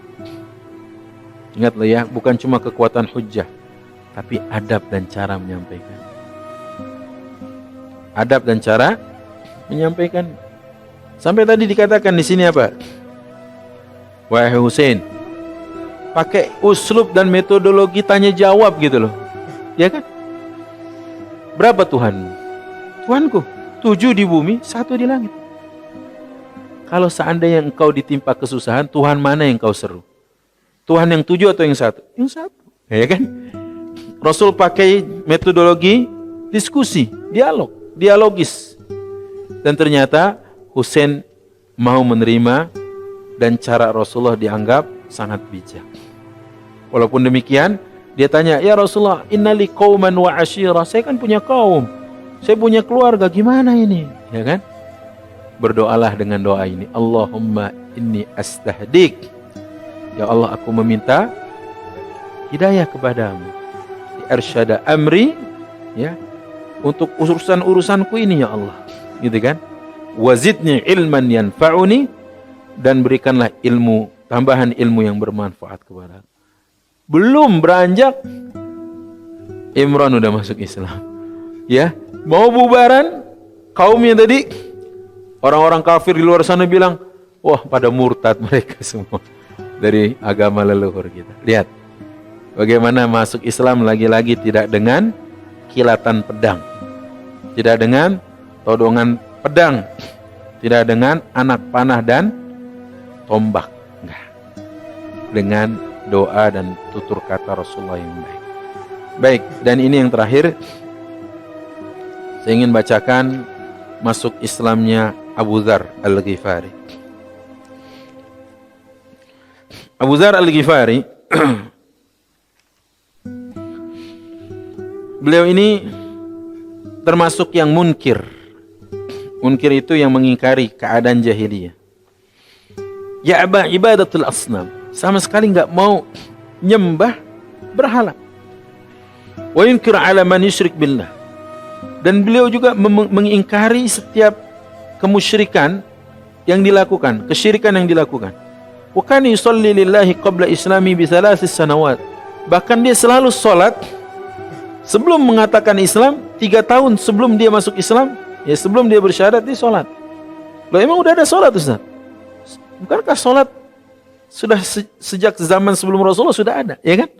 Bahkan sebelum beliau mendapatkan risalah tentang salat, beliau juga sudah salat. Bahkan sebelum beliau dilantik menjadi Rasulullah, beliau juga salat Rasulullah SAW. Salat nih, Abu Dzar Al-Ghifari. Duna an yaqussa qiblah bi'ainiha bitawajjuh. Hanya memang secara khusus kiblatnya mana enggak ketahuan kayak sekarang gitu ya. Kemudian wa yuzhar annahu kana ala nahjil ahnaf, dan beliau tetap berada dengan keyakinan yang hanif, yang lurus tadi. Banyak enggak? Banyak orang-orang Mekah banyak yang kayak gitu dulu. Ada siapa? Ada Waraqah bin Naufal. Ada siapa lagi? Ada Zaid bin Amru. Ada siapa lagi? Ada Abu Bakar, sama gitu ya. Orang-orang yang hanif. Tatkala Rasulullah SAW tahu dia datang ya ke kota Makkah, kariha an yas'ala anhu hatta adrakahu al-lail. Maka Rasulullah enggan untuk bertanya tentang hal ihwal dia sampai waktu malam tiba. Fataja'a fara'ahu Ali radhiyallahu an, maka tatkala beliau berbaring, Ali radhiyallahu an melihat, arafa annahu gharibun fastadhafahu. Ali melihat nih kok asing orang ini, karena dia dari Bani Ghifar. Asing nih siapa? Maka istadhafahu, dijamunya dia, ya, layaknya tamu-tamu yang lain. Kemudian walam yas'alhu an syai'in thumma ghadarahu sabahan ila al-masjidil haram famakatha hatta amsa. Tapi enggak ditanyanya, mohon izin Kisana dari mana gitu, enggak. Kok Kisana ya?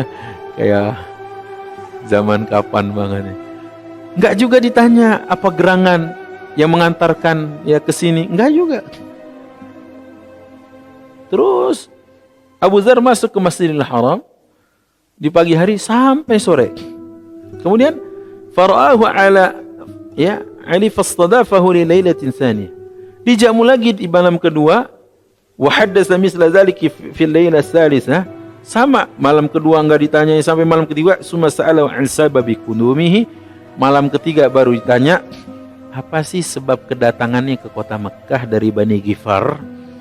Falamma stawsaqa minhu Abu Dzar akhbarahu bi annahu yuridu muqabalatar Rasul. Tatkala Abu Dzar merasa aman, nyaman, sudah percaya dan thiqah kepada beliau ini, kepada Ali, baru beliau bercerita, saya ingin ketemu Rasul sallallahu alaihi wasallam. Saya ingin jumpai Rasulullah. Apa katanya? Faqala lahu Ali, fa innahu haqqun wa huwa Rasulullah. Keinginanmu tadi itu ingin menjumpai Rasulullah sudah tepat, sudah benar. Sudah tepat itu kata Ali. Maka fa idza asbahta fattabi'ni, kalau nanti, ini kan sudah malam, besok pagi ikuti aku. Fa inni in ra'aita syai'an akhafu 'alaika qumt ka'anni ariqul ma' fa idza madaiti fattabi'ni fatabi'ahu wa qabala Rasul sallallahu alaihi wasallam wastama' ila qawlihi fa aslam. Intinya esok hari akhirnya Ali membawanya kepada Rasul sallallahu alaihi wasallam dan ia dihadapkan kepada Rasulullah. Faqala Rasul sallallahu alaihi wasallam irji ila qaumika fa akhbirhum hatta ya'tiyaka amri. Wahai Abu Dzar, setelah dibimbing masuk Islam, kembali kau ke kaummu, sampaikan kepada mereka tentang berita kebenaranku ini, ya, agar mereka mau mengikutku. Ya. Faqala walladzi nafsi biyadihi la aslahanna biha baina dhahranayhim. Fakharaja hatta ata al-masjid fanada bi a'la sawti asyhadu an la ilaha illallah wa asyhadu anna Muhammadar Rasulullah. Maka setelah aku pamit dari Rasulullah, keluar dari Masjidil Haram, aku teriak asyhadu an la ilaha illallah. Lihat, cara mengekspresikan hidayah itu beda-beda ya Pak. Ini cara Abu Dzar. Asyhadu an la ilaha illallah, teriak dia. Kemudian apa? Wasaral qaum hatta adja'uhu. Orang-orang merasa ini siapa ini orang? Teriak-teriak. Digebugin Pak, jegir. Pingsan. Pingsan. Kemudian setelah pingsan, fa'ata al-Abbas ibn Abdul Muttalib fahadzarahum min intiqami Ghifar. Udah. Kalian gebugin dia dari Bani Ghifar? Apa Bani Ghifar akan membiarkan begitu saja salah seorang dari mereka digebugin gini, dipukulin gini, dikeroyok gini? Enggak, udah. Selesai. Kata Al-Abbas paman Rasul. Dibawa. Setelah itu apa? Ini udah lebam-lebam. Digebugin, ya. Wa kana Abu Dzar qabla maji'i qad arsala akhahu liya'lam lahu ilm liyu'allimahu lahu ilmu Nabi sallallahu alaihi wasallam wa yasma' min qaumihi thumma ya'ti. Padahal sebelumnya Abu Dzar bersama saudaranya ini, dan Abu Dzar meminta saudaranya untuk menyampaikan ini kepada kaumnya. Fantalaqal akh hatta qadima wa sami'a min qawli thumma raja'a ila Abi Dzar. Kemudian balik lagi si saudaranya ke Abu Dzar dan berkata, ra'aitu ya'muru bi makarimil akhlaq wa kalaman ma huwa bisy-syi'r. Faqala ma syafaitani mimma aradtu wa azima 'ala adh-dhahab bi nafsihi li Rasulillah. Ternyata Abu Dzar saat dia menyampaikan ini kepada saudaranya agar disampaikan kepada kaumnya di Bani Ghifar, ternyata apa? Dia ingin ketemu Rasulullah sallallahu alaihi wasallam langsung. Faqala lahu akhuhu, ya, saudaranya mengatakan wa kun ala hadar min ahli Makkah fa innahum qad shanafu lahu wa tajahhamu. Hati-hati wahai Abu Dzar. Ya, kata saudaranya, hati-hati dengan penduduk Makkah. Kenapa? Penduduk Makkah ini kasar. Hati-hati. Tapi memang cerita Abu Dzar, Masya Allah ya. Saking girangnya dia teriak, asyhadu an la ilaha illallah, digebukin, jeger. Ada yang kayak gitu, Pak? Ada. Punya nyali dia. Besoknya gitu lagi. Asyhadu an la ilaha illallah, asyhadu anna Muhammadan rasulullah. Ya'lamu, ya ketahuilah bahwasanya tidak ada yang akan selamat nanti di akhirat kecuali mereka yang menjadi pengikut Muhammad SAW. Digebukin lagi, jeger. Pingsan lagi. Sampai dikatakan oleh sahabatnya, udah Abu Dzar, jangan gini-gini banget. Karena semangatnya akhirnya apa, Pak? Membuat dia jadi jatuh pingsan berkali-kali. Ya mungkin di antara kita ada yang punya nyali kayak gitu juga. Nah, tapi ini jangan dipakai gayanya kayak Abu Dzar. Kan sekarang ada yang lebih apa? Lebih bijak kan? Sian juga Pak sama anak istri. Kalau bapak teriak kayak gitu kemudian jatuh pingsan, gak berangkat ke kantor. Kenapa? Berdakwah Ustaz. Dengan cara digebukin gitu. Ya. Itu Abu Dzar. Dengan cara-cara yang luar biasa setelah dia masuk ke dalam agama Allah Subhanahu wa ta'ala. Baik. Ada waktu tersisa mungkin beberapa menit kalau ingin kita berdiskusi. Masya Allah ya. Tidak terasa berapa orang saya ceritain? 3 apa 4? 1 siapa? Domat Al-Azdi. Kedua siapa? Siapa? Amr bin Abbasah. Ketiga siapa? Hussein. Siapa?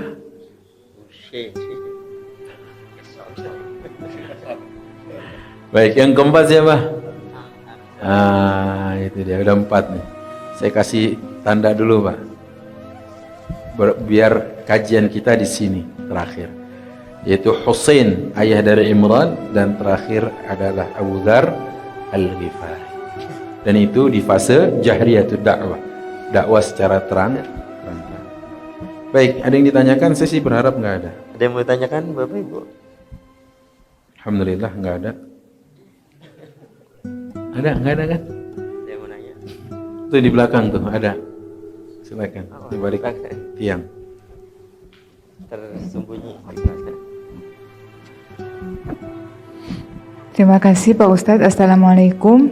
Saya mau menanyakan, tadi Pak Ustadz bilang kalau kita bertemu dengan orang bahkan yang tidak kita kenal itu boleh memberikan salam atau sebaiknya memberikan salam. Nah, kalau di kantor gitu ya ada tamu, tapi kita tidak tahu apakah dia muslim atau tidak. Nah, itu apakah kita boleh memberi salam? Itu yang pertama. Yang kedua, sebetulnya bagaimana kalau non muslim memberikan salam kepada kita? Bagaimana cara kita menjawabnya? Apalagi muslim itu adalah pimpinan kita, itu bagaimana? Non muslim itu adalah pimpinan kita. Terima kasih. Baik, yang pertama adalah berlaku yang saya ucapkan hadis Rasulullah tadi. Kalau dia tidak kita kenal, ucapkan salam tetap. Kan hadisnya tadi gitu. Ila man ta'rifu, kepada yang sudah kau kenal, aw lam ta'rifu, atau yang belum kau kenal, ucapkan salam. Itu yang pertama. Itu mic-nya bisa tolong dimatikan Ibu? Dimatikan aja. Baik. Itu yang pertama. Kedua, yang bagaimana sih adabnya kalau orang di luar Islam yang memberi salam? Seperti salamnya orang Yahudi kepada Rasulullah waktu itu, maka Rasulullah menjawabnya cukup dengan wa'alaikum. Ketok pintu, assalamualaikum gitu ya. Waalaikum gini. Dia juga nggak tahu kan, gitu. Cukup di situ aja. Sebab kalau dia berdoa yang buruk-buruk, maka keburukan itu kembali kepada. Jelas ya? Baik. Kemudian Ustadz, kalau atasan kita gimana? Sama. Atasan, bawahan, ya. Sama aja. Tetap dia. Kalau di luar Islam, wa'alaikum. Jangan memulai mengucapkan salam kepada mereka. Tapi kalau mereka yang memulai, maka jawab dengan wa'alaikum. Gitu ya Bu ya? Wa'alaikum. Ya cukup. Jangan ada salam yang lain. Lagi salam Pancasila sekarang. Salam Pancasila kayak gini. Nah, bingung saya. Gak usah ya. Ini bukannya Ultraman dulu. Waktu zaman saya kecil dulu kalau nggak salah gini Ultraman. Gitu ya. Allah a'lam bishawab. Jadi gitu cukup dengan wa'alaikum. Baik. Ada lagi? Assalamualaikum warahmatullahi wabarakatuh. Assalamualaikum warahmatullahi wabarakatuh. Ini mau tanya sedikit Ustadz. Kalau ada sekarang ini kan banyak fenomena nikah antara Muslim dan non-Muslim, non-Muslim dan Muslim. Saya mau tanya lebih dalam. Itu sebenarnya bagaimana syariatnya Ustadz? Apa harus memang misalkan yang perempuannya non-Muslim harus ikut ke pihak lakinya yang Muslim, atau kalau perempuan sendiri kan nggak boleh ya kita misalkan, karena gini khawatir perempuan ini muslimah, Perempuan muslimah, suaminya kafir. kafir, Baik, terus kalau yang perempuan laki-laki muslim boleh menikahi non-muslim. non-muslim gitu. Ya, itu aja. Terima Gimana? kasih Ustadz. Assalamualaikum warahmatullahi wabarakatuh. Assalamualaikum warahmatullahi wabarakatuh. Pertama saya tanya dulu, apa sih tujuan nikah? Di Islam tujuan nikah apa? Gak ada yang tahu. La ilaha illallah. Terus pada nikah ngapain aja kemarin? Tujuannya mardatillah, keridhaan Allah, betul kan? Dan buah dari keridhaan Allah jannah, betul nggak? Kebayang nggak nikah 60 tahun terus suaminya ke surga, istrinya di neraka? Saya sampai hari ini nggak bisa membayangkan. Kalau tujuan kita adalah keridhaan Allah yang akan berujung pada surganya, jelas berarti dari situ saja aturan mainnya sudah kita bisa baca. Betul ya? Walaupun terjadi perbedaan di antara ulama fikih tentang perbedaan bagaimana hukum menikahnya seorang laki-laki muslim dengan kitabiyah, yaitu orang-orang wanita ahli kitab. Maka kita katakan, saya secara pribadi mengatakan saya ikut ambil pendapat yang mengatakan haram. Dan MUI juga mengharamkan nikah beda agama. Kenapa?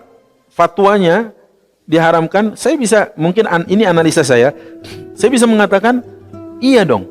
Yang pertama, masih banyak muslimah yang harus diselamatkan. Saya menggunakan istilah menyelamatkan loh ya. Bapak boleh senyum-senyum yang gimana silahkan aja. Iya kan? Loh, apa itu tidak ditanya sama Allah kelak di akhirat? Kok Anda lebih memilih kitabiyah, andai itu dibenarkan, ketimbang pilih muslimah? Apalagi dia sudah iltizam, sudah komit dengan agamanya, sering ikut kajian. Ya Rabb, kasihan sekali dia. Ya kan? Kenapa dia tidak bersuamikan laki-laki soleh? Ya kan? Muslim yang baik. Gitu loh. Itu yang pertama. Yang kedua, pernikahan ini kan nanti akan berkonsekuensi pada pola didik dan pola asuh. Kita mau metodologi yang mana saat kita menghadirkan keyakinan? Karena di zaman Umar pernah terjadi seorang laki-laki muslim menikah dengan majusi ya, penyembah api. Maka anaknya yang SD itu, yang kecil itu, melaporkan ayahnya kepada Umar dengan 3 delik aduan. Yang pertama dia katakan, ayah saya salah pilih ibu buat saya. Bahaya kan? Yang kedua, ayah saya salah didik saya. Yang ketiga, ayah saya salah kasih nama untuk saya. Kenapa dia katakan salah pilih ibu? Ibunya majusi. Ayahnya mengajak ke masjid Allahu Akbar, Allah yang maha besar. Di rumah ibunya mengatakan api yang maha besar. Yang kedua, tatkala bicara tentang keyakinan yang berbeda, maka pola asuh pasti beda. Pola didik pasti beda. Ayo nak, berdoa sebelum makan, bismillah. Enggak. Nah, beda kan? Beda enggak? Ayo nak, kita bersyukur kepada Allah. Alhamdulillah alladzi at'amana hadza wa saqana wa ja'alana minal muslimin. Beda kan? Jadilah anak ini tumbuh dalam kegamangan. Saya mau ikut ibu saya apa bapak saya? Dalam keyakinan. Dan yang ketiga, kesalahan karena ayah saya salah kasih nama untuk saya. Dikasihnya namanya Ju'lah. Ju'lah artinya sampah. Masih kalau dipanggil Ju'lah, sampah, Ju'lah, ya kan? Parah kan? Oh Ustadz, ada-ada aja orang tua ngasih nama anak Ju'lah. Loh, sekarang aja ada yang ngasih nama anak setan nama Tuhan kan? Ada kan? Pernah nggak lihat itu? Dan pernah ketemu setan nama Tuhan di mana? Semanggi atau di mana waktu itu? Ada. Saya katakan hebat benar setan nama Tuhan ketemu. Gitu ya. Jadi ya itulah satu alasan secara faktual, secara fakta banyak muslimah yang harus diselamatkan, Pak. Banyak. Ini kita tidak bicara bapak-bapak nikah lagi loh ya. Bapak-bapak dapat angin tadi soalnya. Ini yang satu lawan satu aja gitu loh. Jangan 1 lawan 3 atau 4, jangan. 1 lawan 1 dulu aja. Dan itu pun nggak usah pakai banyak kriteria deh. 1 tuh amprogin 1 tuh gandengin 1. Itu PR-nya sisanya masih banyak loh. Yang akhwat. Apalagi jelang akhir zaman. Saya himbau kepada semua ustadz akhir zaman ya yang membahas tentang akhir zaman, bahas ini. Hadis Rasulullah nanti di mana jelang akhir zaman 1 laki-laki bandingnya 50 perempuan. Ya, mudah-mudahan ini sampai kepada mereka yang bicara tentang akhir zaman. Baik, nggak usah pakai kriteria, harus tinggi, putih, ya, kemudian harus berilmu, enggak. 1.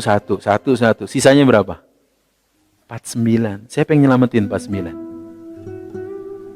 Siapa? Belum bicara tentang bedanya keimanan mereka di sisi Allah. Kalau yang hasrat seksualnya lagi memuncak tapi dia takut ke Allah, dia redam dengan saum, dia redam dengan banyak berzikir, dia redam dengan tilawah. Kalau yang enggak, ya kan? Ayo, siapa yang tanggung jawab? Ya. Dapat angin, Pak? Ya, hati-hati masuk angin. Enggak sih, enggak dinyalain kipas anginnya ya. Baik, seperti itu insyaallah.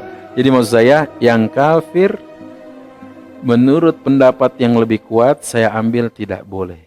Walaupun laki-lakinya muslim. Allah alam bisawab, ibu-ibu sudah mengingatkan hati-hati masuk angin. Ada lagi yang lain?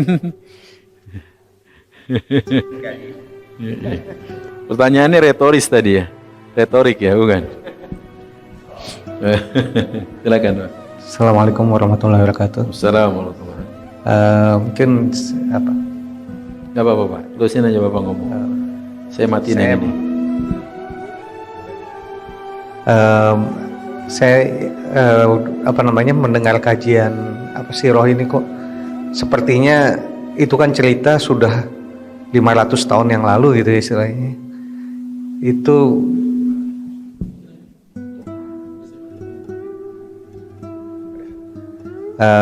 Itu bisa rinci sekali itunya ceritanya seperti kayak kemarin aja gitu kejadiannya itu gitu. Apakah memang ada kalau di sirah itu sama nggak kedudukannya dengan hadis? Kalau hadis kan dia ada rijalu hadis gitu kan, dari mana apa sekedar kisah-kisah orang aja yang biasa dari mulut ke mulut, seperti kayak kisah Israiliyat tuh kan dari mulut ke mulut gitu. Nah, apakah sirah itu memang ada rijalu hadisnya juga, Ustaz? Gitu. Pertama tentang sirah-sirah yang saya bacakan tadi, Bapak bisa temukan itu ada di riwayat Imam Bukhari dan Muslim. Kalau Imam Muslim jilid pertama nomor hadis 109. Kemudian kalau Imam Bukhari di jilid di Sahihul Bukhari, di Fathul Bari disebutkan di sini di jilid ke-6 halaman 107. Jadi ada di Sahih kitab, dan ini ada riwayat-riwayatnya. Memang tidak dipungkiri dalam beberapa riwayat tentang sirah nabawiyah tidak sedikit yang hadis-hadisnya dhaif. Banyak. Tapi yang saya sampaikan ini saya usahakan adalah cerita-cerita yang sumber-sumbernya jelas. Makanya ada catatan kaki di bawah kitab saya ini. Ada Tarikhul Islami Al-Humaidi, coba lihat Tarikh Islami karya Al-Humaidi. Kemudian ada Sahih Bukhari, Sahih Muslim dalam kitab Salatul Musafirin gitu ya. Kemudian ada bab Kitabul Jum'ah, bab takhfifus shalah wal khutbah, yaitu tentang salat Jumat dan anjuran meringankan dan memendekkan khutbahnya dalam Sahih Muslim. Kemudian cerita tentang siapa sahabat tadi, Dhamat Al-Azdi ya, itu ada di dalam apa namanya Tarikh Al-Islami Al-Humaidi. Jadi ada ininya. Walaupun saya katakan ada juga yang dhaif nggak sedikit gitu. Tapi saya berusaha untuk coba hadirkan yang tidak dhaif, yang sahih. Nah, yang dhaif kalaupun saya hadirkan, saya terangkan insyaallah kedhaifan. Nah, apakah sirah juga ada perawinya? Kan isi hadis itu ada apanya, Pak? Ada sirahnya, isi hadis ada akidahnya, ya kan? Tapi isi sirah ada semuanya juga. Makanya kalau mau kajian sebenarnya yang paling enak, yang komplit menyeluruh apanya? Sirah, Pak. Karena di dalamnya itu ada akidah, ya ada muamalah, ada fikihnya juga, ya kan? Komplit, ada hadisnya juga. Gitu. Makanya jangan buru-buru selesai ya kajian sirah ya. Udah mau perang Badar aja, saya udah bilang 2023 lah insyaallah kira-kira. Kecuali kalau kita mau ngacir aja cepat, insyaallah bisa gitu ya. Saya yang sepekan sekali kajian sirah saya saja, itu ada yang sebulan 2 kali. Sampai hari ini sudah masuki tahun ke-5 atau ke-4. Itu baru sampai ke-5 Hijriah. Ma bainal ahzab wal khandaq. Ma bainal ahzab wa sulhul Hudaybiyah. Yaitu kisah-kisah atau peristiwa antara perang Ahzab, perang Khandaq dan perjanjian Hudaybiyah. Itu belum kelar-kelar sampai sekarang, Pak. Apalagi kalau kajiannya cuma ya kayak jam kerja, jam kantor itu. Saya ada kajian saya di Garuda Indonesia. Sebulan sekali Sirah Nabawiyah. Kan kajiannya zuhur. Tahu sendiri zuhur kadang maju gitu ya. Baru bubar sholat zuhur jam berapa? 12:30. Jam 1 sudah harus selesai. Saya bilang, ya udah kira-kira hatam 2035 kelihatannya. Ya susah kan? Wong cuma setengah jam mau ceritain pribadi Rasulullah yang begitu luhur, begitu agung, belum ambil hikmah dan perjalanan kisah di dalamnya, betul ya? Nah, ini harus pelan-pelan. Tapi ya itulah untungnya sirah, semuanya kita dapat. Ada yang antum bilang tadi, ada pelajaran hadisnya, sahihnya, dhaifnya ada gitu. Ada. Nah, yang tadi saya bacakan itu riwayat-riwayatnya ada di dalam kitab saya ini, di catatan kaki. Allah alam bisawab gitu ya. Walaupun tidak dipungkiri banyak juga yang dhaif ya. Kita harus fair untuk mengatakan yang dhaif itu dhaif. Tapi kalau untuk motivasi yang dhaif masih lebih baik ya ketimbang pendapat seseorang. Yang dhaif boleh dipakai dengan 5 catatan. 1, tidak bicara akidah. 2, tidak bicara halal haram. 3, dia itu harus ada aslun sabit. Ada hadis sahih yang menaunginya. Ya. Misalkan dalam perkara fadilah amal salat gitu ya. Harus ada hadis sahih yang menaunginya. Yang keempatnya adalah hadis dhaif ini hanya dipakai dalam targhib wa tarhib, motivasi amal. Yang kelima, dan tidak sepenuhnya 100% diyakini, yang mengucapkannya adalah